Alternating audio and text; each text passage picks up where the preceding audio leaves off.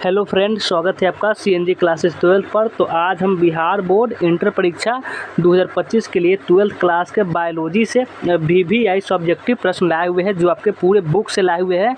आपका जितना भी चैप्टर है सभी चैप्टर से आपको सब्जेक्टिव प्रश्न देखने को मिलेंगे, जो काफ़ी वीवीआई रहेंगे, यानी कह सकते हैं इसको MVVI। सिर्फ इसमें प्रश्न बताने वाले हैं हम, आपका सब्जेक्टिव और ऑब्जेक्टिव दोनों पर ध्यान देते रहते हैं, इसलिए आपका इसमें MVVI सब्जेक्टिव बताएंगे, जो सीधे आपको पेपर में दिखेगा वैसा ही आपको प्रश्न बताने वाले हैं। लगभग बताएंगे हम 20 से 25 प्रश्न आपको हम बताएंगे, जो आपके एग्जाम में 100% लड़ेगा। तो इसीलिए आप लास्ट तक बने रहिएगा और सभी प्रश्न को याद कर लीजिएगा अच्छे तरीके से, जितना हो सके याद कर लीजिएगा। तो चलिए शुरू करते हैं देखना। उससे पहले अगर आप वीडियो को लाइक नहीं किए तो वीडियो को अभी लाइक कर लीजिए। सभी स्टूडेंट, जितने भी स्टूडेंट है, एक लाइक तो बनता है, एक लाइक कर लीजिए। और न्यू स्टूडेंट है तो चैनल को सब्सक्राइब भी कर लेंगे। न्यू स्टूडेंट चैनल को सब्सक्राइब कर लीजिए। और अगर आप व्हाट्सएप ग्रुप में ज्वाइन नहीं है तो डिस्क्रिप्शन में लिंक मिलेगा, आप वहाँ जाकर व्हाट्सएप ग्रुप ज्वाइन कर लीजिएगा। और चलिए अब देखना स्टार्ट करते हैं। सबसे पहला नंबर प्रश्न से आपको 100% देकर आपको समझाने का प्रयास करेंगे। आप भी 100% दीजिए और फिर देखिए कैसे समझ में नहीं आती है। इसको पूरा प्रश्न को हम आपको दिमाग में 100% फिट कर देने वाले हैं। तो देखिए आपका 12th बायोलॉजी यहाँ पे लिख दिए हुए, ताकि आप कंफ्यूज ना हो। 2025 के लिए सब्जेक्टिव क्वेश्चन है, जो आपका सभी MVVI प्रश्न है, इसलिए सबके एक भी प्रश्न को आपको नहीं छोड़ना है। सभी प्रश्न को आपको याद कर लेना है, या फिर कॉपी में भी नोट कर सकते हैं। तो चलिए सबसे पहला नंबर प्रश्न से देखना स्टार्ट करते हैं। देखिए प्रश्न है कि निषेचन से आप क्या समझते हैं। क्या है प्रश्न में? निषेचन से आप क्या समझते हैं। तो लिखना होगा एग्जाम में अगर क्वेश्चन आता है तो, शुक्राणु तथा अंड के केंद्रकों के संयुग्मन को निषेचन यानी फर्टिलाइजेशन कहते हैं। निषेचन किसे कहते हैं? तो शुक्राणु तथा अंडे के केंद्रकों के संयुग्मन को निषेचन कहते हैं। ऐसा लिखिएगा, आपको पूरा का पूरा मार्क्स आपको मिल जाएगा। और ये देखिए कि निषेचन से आप क्या समझते हैं, तो लिखिएगा कि ऐसे भी लिख सकते हैं, नर युग्मक तथा मादा युग्मक के संलयन को निषेचन कहते हैं। इस प्रकार से भी इसका डिफिनेशन होता है। लेकिन अगर आपके ये लॉन्ग क्वेश्चन में आता है, यानी 5 नंबर वाले आपको अगर लॉन्ग क्वेश्चन में आता है, थोड़ा बड़ा करके आपको लिखना होगा। 12 का लिखिएगा कि शुक्राणु तथा अंड के केंद्रकों के संयुग्मन को निषेचन कहते हैं, यानी फर्टिलाइजेशन इसका इंग्लिश नाम है। यह भी आपको इंग्लिश में हिंदी बनाकर दे सकता है, इसीलिए लिख दिए हुए हैं, इसको भी थोड़ा ध्यान में रखिएगा। और निषेचन के फलस्वरूप युग्मज यानी जाइगोट का निर्माण होता है। प्रत्येक युग्मज में गुणसूत्रों की संख्या 2n होती है, क्योंकि प्रत्येक युग्मक यानी युग्मक को हम गैमेट भी कहते हैं, में गुणसूत्रों की संख्या केवल n होती है। जनक कोशिकाएं एक विशेष प्रकार का अर्धसूत्री विभाजन करती है। जो भी जनक कोशिकाएं होंगे वो एक विशेष प्रकार का अर्धसूत्री विभाजन करती है, जिसमें सभी गुणसूत्र अंड कोशिका में आ जाते हैं। जो भी अंड कोशिका को जितने भी गुणसूत्र बनते होंगे सभी एक जगह इकट्ठे होकर आ जाते हैं और पोलर बॉडी में नहीं जाते। और पोलर बॉडी एक होती है, संरचना होती है पोलर बॉडी नाम की, जिसका इंग्लिश नाम है, उसमें संरचना होती है, इसमें आ जाते हैं। और अंड कोशिकाएं मादा के शरीर में ही विकसित होती है और मादा ही बच्चों को जन्म देती है। आप बताएंगे मादा ही जन्म देती है, नर थोड़ी ना दे सकता है, इसीलिए ये आपको लिख दिए हुए हैं। और यहाँ पे इस प्रकार से लिखिएगा। आपका लॉन्ग क्वेश्चन होगा या फिर शॉर्ट क्वेश्चन, दोनों क्वेश्चन में आप इस प्रकार से लिखिएगा।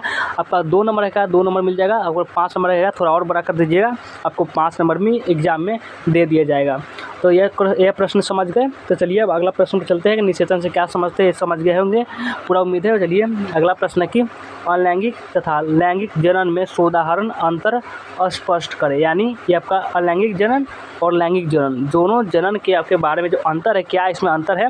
ये प्रश्न तो ज़्यादातर लॉन्ग क्वेश्चन में ही देखने को मिलते हैं, यानी 5 नंबर वाले जो आपका लॉन्ग क्वेश्चन होता है उसमें ये ज़्यादातर आपको देखने को मिलते हैं। लेकिन आपको शॉर्ट क्वेश्चन में भी आ सकते हैं, इसीलिए इसको आप अच्छे से समझ लीजिए। आपका एक एक प्रश्न MVVI प्रश्न है, इसकी गारंटी आपको तब पता चलेगी जब आप एग्जाम देंगे कितना लड़ता है। देखिए देखिए दोनों प्रश्न क्या करा है। चलिए कि अलैंगिक तथा लैंगिक जनन में साधारण अंतर स्पष्ट करने के लिए है, तो यहाँ पे लिख दिए अलैंगिक जनन, तो यहाँ है लैंगिक जनन। तो देखिए कि प्रजनन में केवल एक ही प्राणी भाग लेता है। देखिए जो अलैंगिक जनन में क्या होता है कि इसमें सिर्फ एक ही प्राणी भाग लेगा, कोई एक भाग ले सकता है, 2 से अधिक नहीं भाग लेगा, 2 नहीं लेगा, 3 नहीं लेगा, 4 नहीं लेगा, सिर्फ और सिर्फ एक ही भाग लेगा।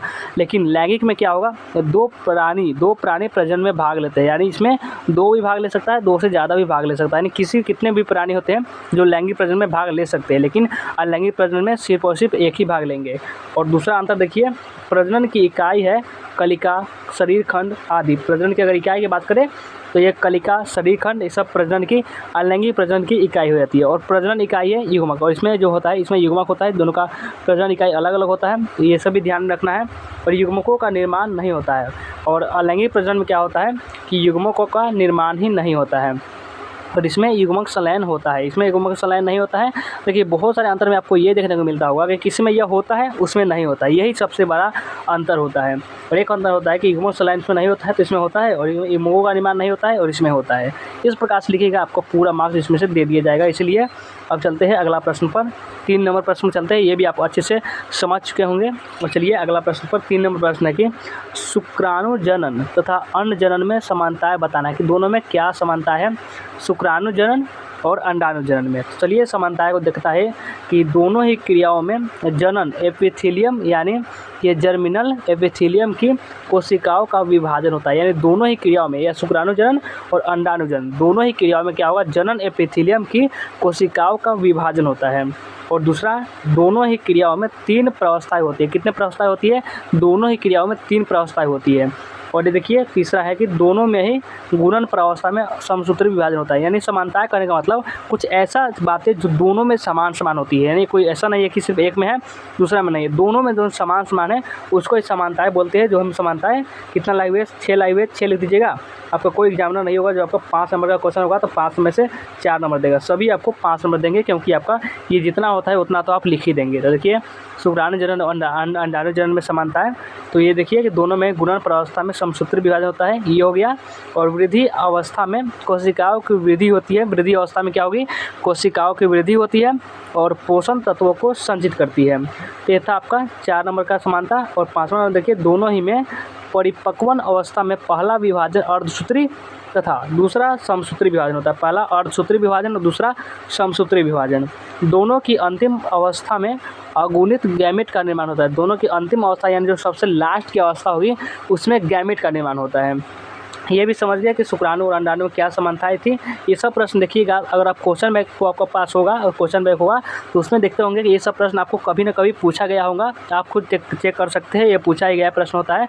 तभी अब देखिए रिपीट भी बिहार बोर्ड बहुत ज़्यादा क्वेश्चन करती है, इसीलिए नया क्वेश्चन कितने बनाएंगे लोग, हमेशा 4-5 बन जाती है, बस बहुत हो गया, लेकिन हमेशा क्वेश्चन रिपीट ही करती रहती है।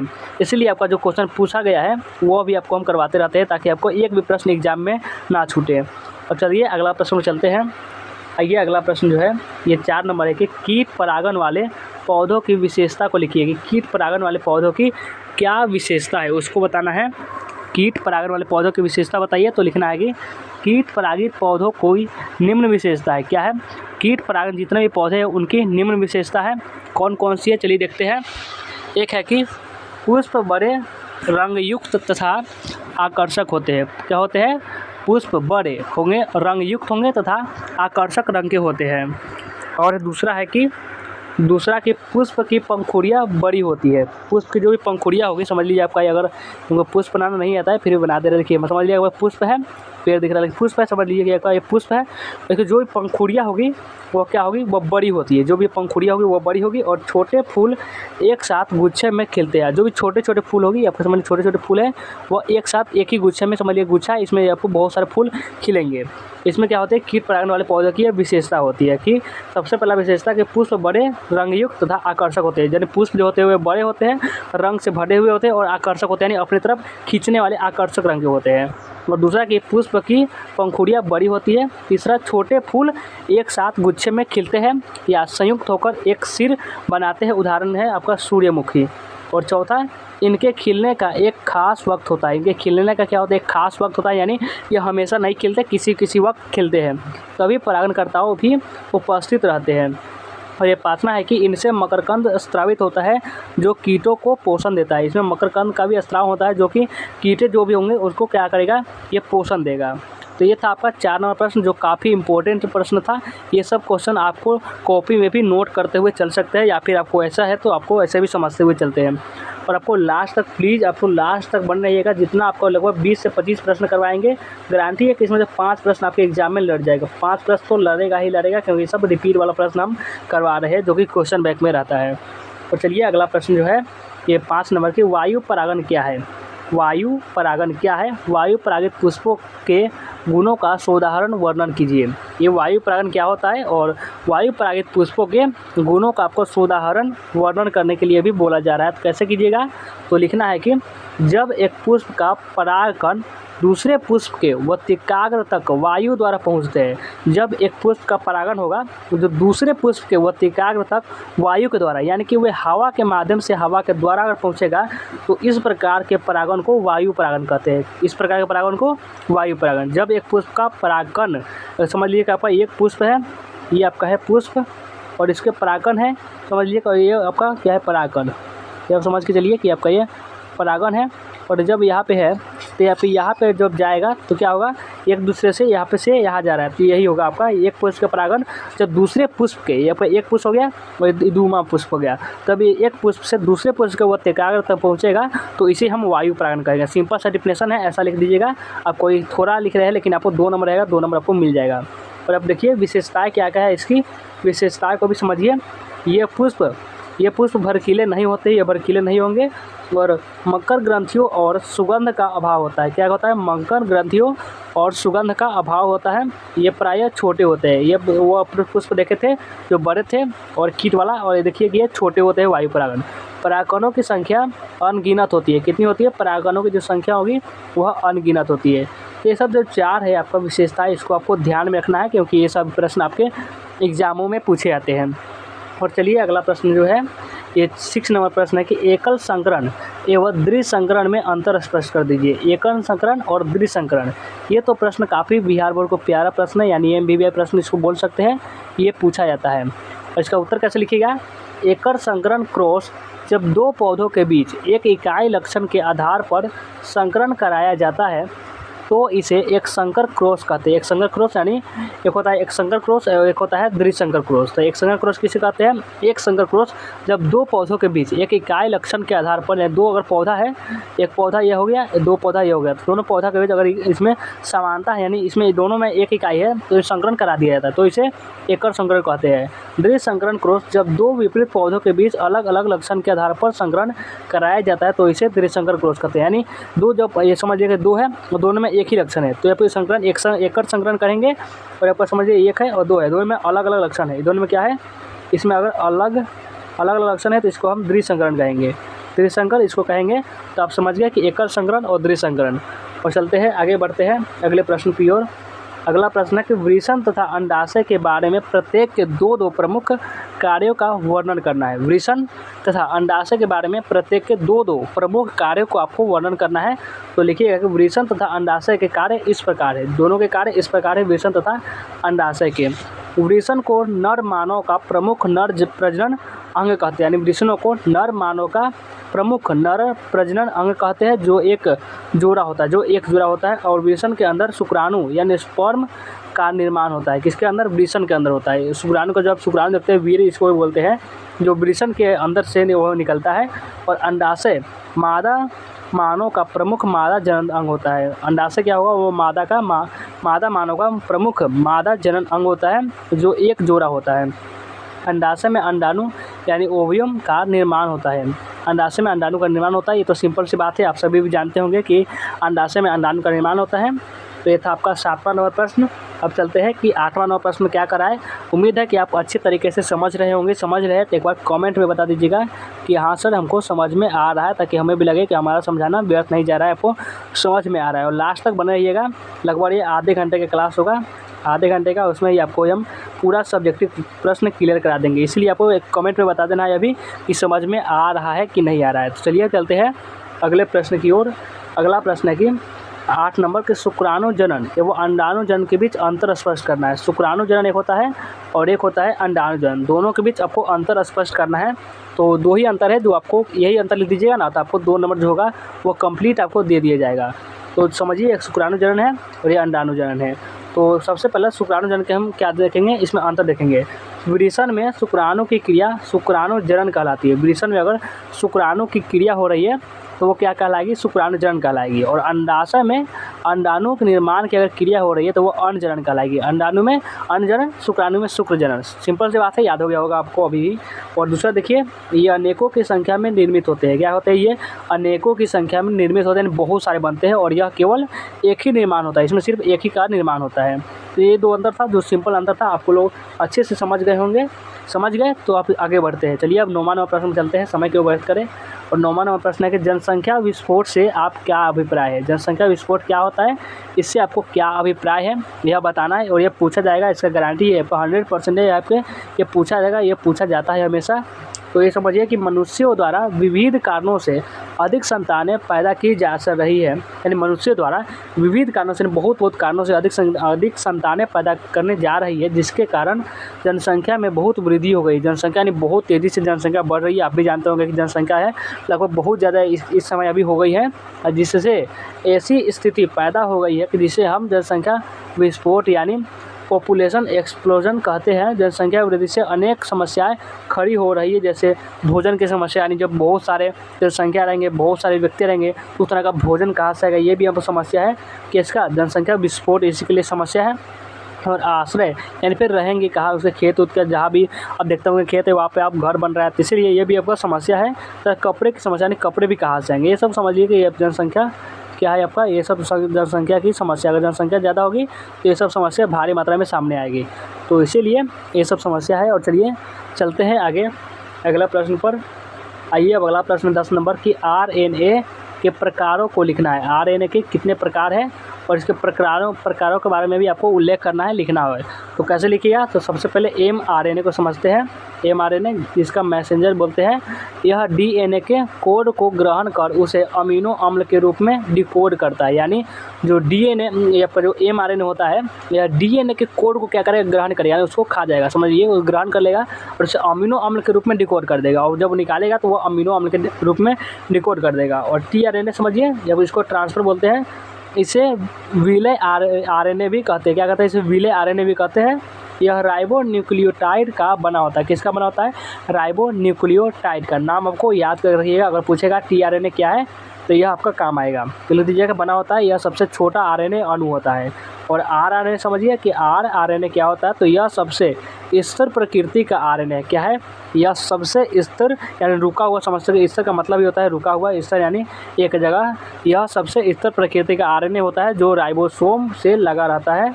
यह तीनों प्रकार के RNA में सर्वाधिक क्रियाशील रहता है। यह तीनों प्रकार के RNA में सर्वाधिक क्रियाशील रहेगा। अभी तो 10 ही प्रश्न हुआ है, 10 प्रश्न समझ लिए कि अभी और पढ़ना है और तब उसके बाद जाना है आपको, लगभग आधा घंटा हो जाएगा, चले जाइएगा। अब चलते हैं 11 नंबर प्रश्न पर। आइए कि ये प्रश्न जो है 11 नंबर, mRNA और tRNA में अंतर बताइए। एक समझ लीजिए कि mRNA है और एक tRNA है, दोनों में अंतर बताना है। तो ये देखिए, ये आपका mRNA यहाँ पे है, यहाँ पे tRNA है, तो दोनों में अंतर समझिए। सबसे पहला अंतर, यह जीवाणु में पाया जाएगा। जो आपका mRNA होगा यह कहाँ पाया जाएगा, यह जीवाणु में पाया जाएगा। और जो tRNA होगा यह अमीनो अम्ल में पाया जाएगा, अमीनो अम्ल में। और दूसरा अंतर, यह प्रोटीन संश्लेषण करता है। यह जो करेगा, यह प्रोटीन का संश्लेषण करेगा।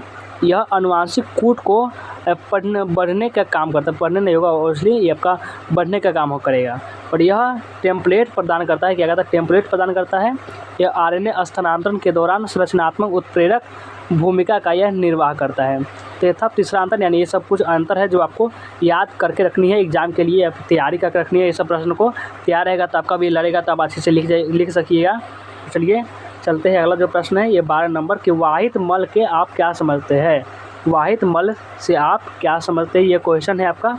जो क्वेश्चन है इसको कैसे लिखिएगा आंसर, तो लिखना है कि आपको वाहित मल के आप क्या समझते हैं। तो उत्तर लिखना है कि उत्तर इस प्रकार से लिखना है कि किसी भी समुदाय द्वारा काम में लाने के बाद, किसी भी समुदाय द्वारा काम में लाने के बाद व्यर्थ जल व उसमें मिले पदार्थों को वाहित मल यानी स्वेज कहते हैं।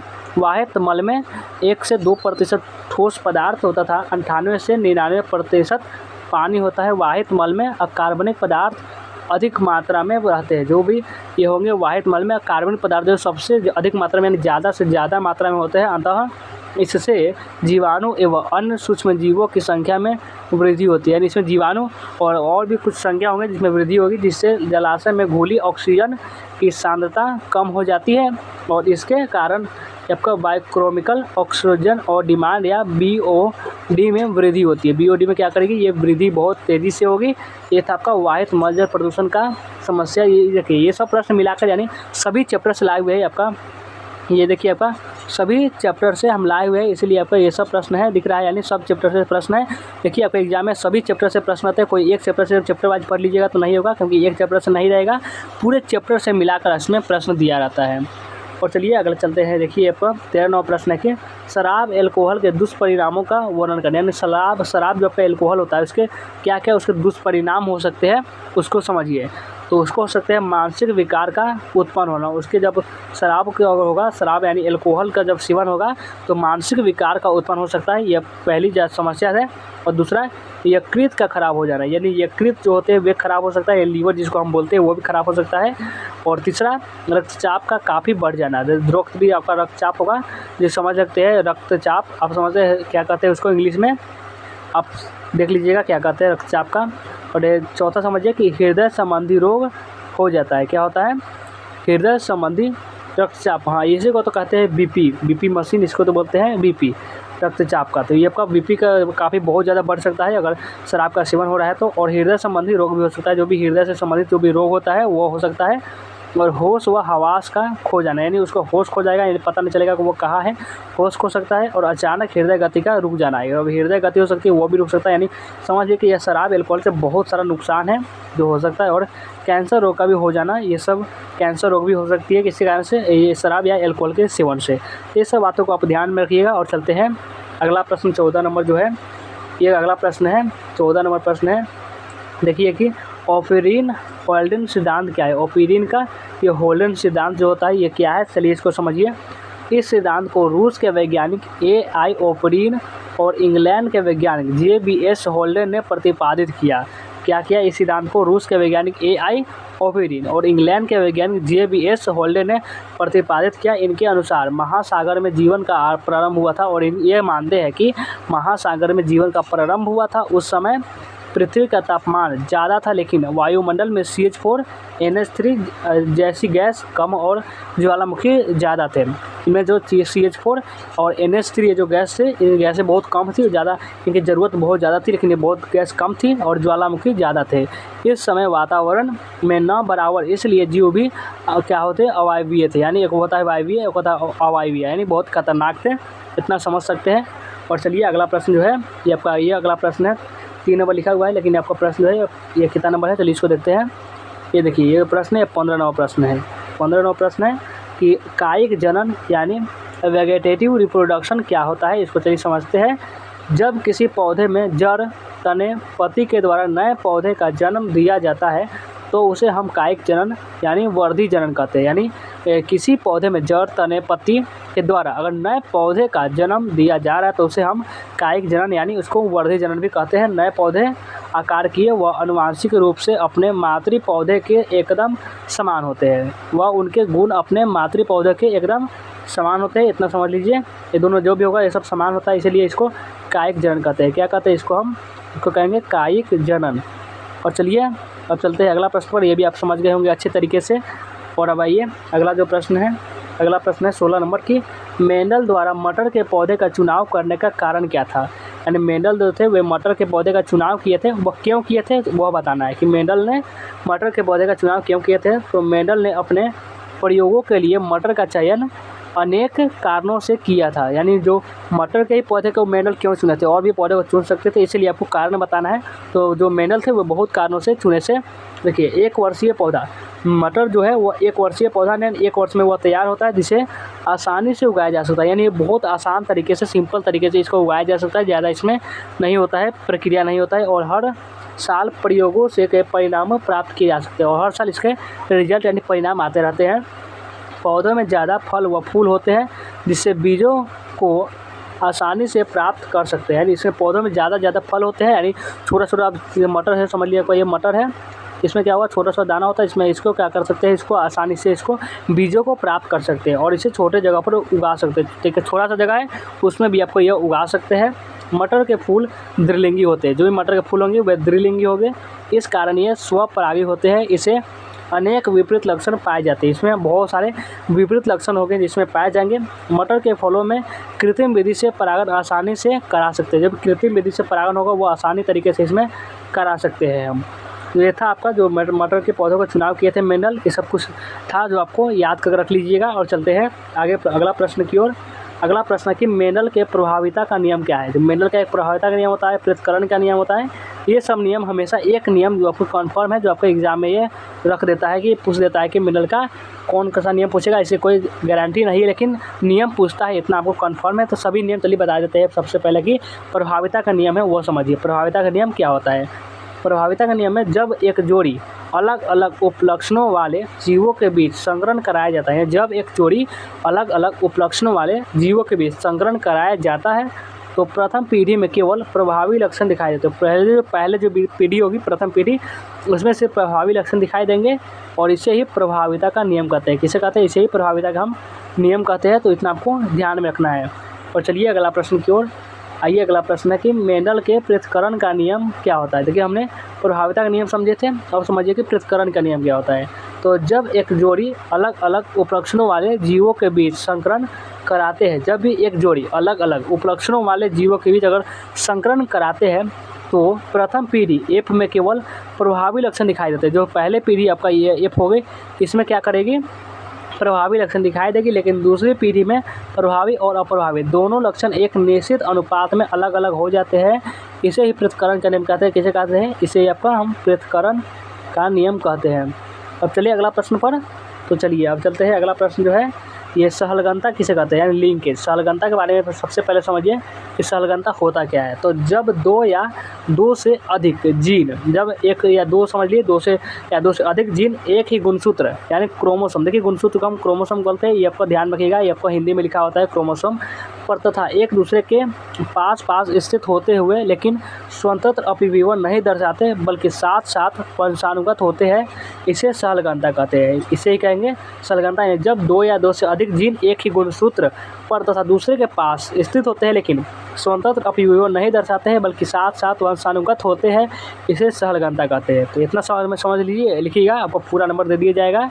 और अब आइए अगला प्रश्न है कि डाउन सिंड्रोम। डाउन सिंड्रोम जो होता है बहुत खतरनाक बीमारी होता है, इसके बारे में समझ लीजिए।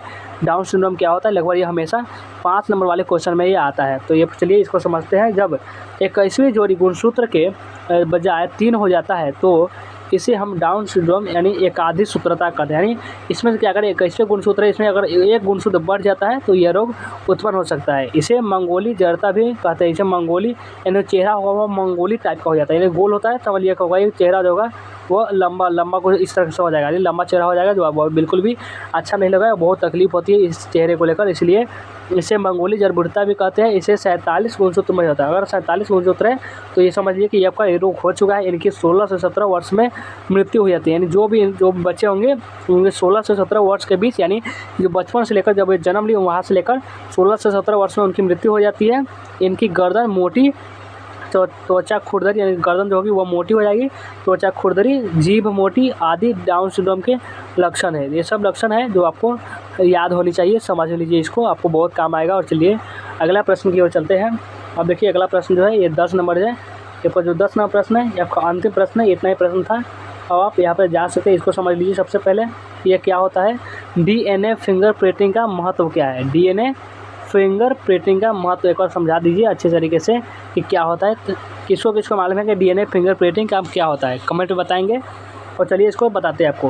पैतृक निर्धारण करना, पैतृक का निर्धारण करना यानी जो भी आपका समझिए कोई बच्चा है जो उसे घर वाले अगर स्वीकार नहीं कर रहे हैं तो वो इसके द्वारा डीएनए फिंगरप्रिंटिंग के द्वारा वो साबित कर सकता है। और व्यक्ति को निर्दोष साबित करने में, यानी कोई समझ सकते हैं, जब देखिएगा कुछ मूवी वगैरह में देखते होंगे कि जब वे कोई अगर पिस्तौल होता है उसको रुमाल से उठाया जाता है, इसलिए क्योंकि उसमें जो डीएनए होता है उसके हाथ में न छपता है, और चेक करेंगे तो उसका हाथ आएगा, इसलिए क्या कहता है उसको रुमाल से उठाया जाता है, कोई पिस्तौल या गन वगैरह होता है इस चीज़ को। और हत्या बलात्कार जैसी घटनाओं में दोषी की पहचान करने में, यानी डीएनए फिंगरप्रिंटिंग से कोई अगर सबूत है तो उसके द्वारा कोई हत्या हुआ है, कोई मर्डर हुआ है तो उसके बारे में उसको जांच किया जा सकता है, या फिर कोई बलात्कार या फिर रेप जैसे केसों में इसका उपयोग किया जाता है डीएनए फिंगरप्रिंटिंग का। और बाढ़ भूकंप के मारे गए लोगों की पहचान करने में, यानी बाढ़ जो होंगे भूकंप से जो भी लोग मरेंगे उसकी पहचान करने में डीएनए फिंगरप्रिंटिंग जो होगा ये बहुत ही सहायक होती है, इसके बहुत ही उपयोग इसमें किया जाता है। तो ये था डीएनए फिंगरप्रिंटिंग। लगभग पिछले ही साल ये क्वेश्चन पूछा गया था कि डीएनए फिंगरप्रिंटिंग का महत्व बताइए और यह क्या होता है, ये आपके एग्जाम में आया था, इसलिए ये भी आपको एमवीवीआई क्वेश्चन में रख दिए हुए हैं। एमवीवीआई क्वेश्चन में ये सब क्वेश्चन आपको याद करके रख लिए हैं, कॉपी में नोट भी कर सकते हैं, क्योंकि ये सब प्रश्न बहुत चुन के लाए हुए आपके ऊपर बुक से चुने हुए हैं कि आपको हमें लगा कि ये सब हाँ ये सब प्रश्न इंपॉर्टेंट है इसलिए आपको करवाए हैं। तो इतना प्रश्न जो करवाए हुए लगभग ये 21 प्रश्न था या फिर 20 भी बोल सकते हैं, जितना प्रश्न था आपका इंपॉर्टेंट प्रश्न था इसीलिए करवा दिया। तो आपको एक क्लास कैसा लगा, आज का क्लास जो इंपॉर्टेंट एमवीवीआई क्वेश्चन वाला क्लास था कैसा लगा कमेंट में ज़रूर बताइएगा। और वीडियो को एक बार प्लीज़ लाइक कर लीजिए, अगर नहीं किए होंगे तो यहाँ तक जब आए हुए पूरा पढ़ लिए आप तो लाइक कर लीजिए। और न्यू स्टूडेंट होंगे तो वह चैनल को क्या करेंगे सब्सक्राइब कर लेंगे। न्यू स्टूडेंट चैनल को सब्सक्राइब नहीं करते होंगे चैनल सब्सक्राइब कर लीजिए। और व्हाट्सअप ग्रुप डिस्क्रिप्शन में आपको लिंक होगा, क्या चीज़ का, व्हाट्सअप ग्रुप का, व्हाट्सअप ग्रुप ज्वाइन कर लीजिएगा। व्हाट्सअप ग्रुप जो भी होगा आपका डिस्क्रिप्शन में इसका लिंक मिला होगा, आपको ये ज्वाइन कर लीजिएगा, जिसमें आपको फ्री वाला PDF दिया जाता है। तो चलिए वीडियो को अब एंड करते हैं और मिलते हैं फिर किसी नेक्स्ट वीडियो में। आपका उम्मीद है ये क्लास बहुत ही पसंद आया होगा, तो एक बार कमेंट में ज़रूर बताइएगा।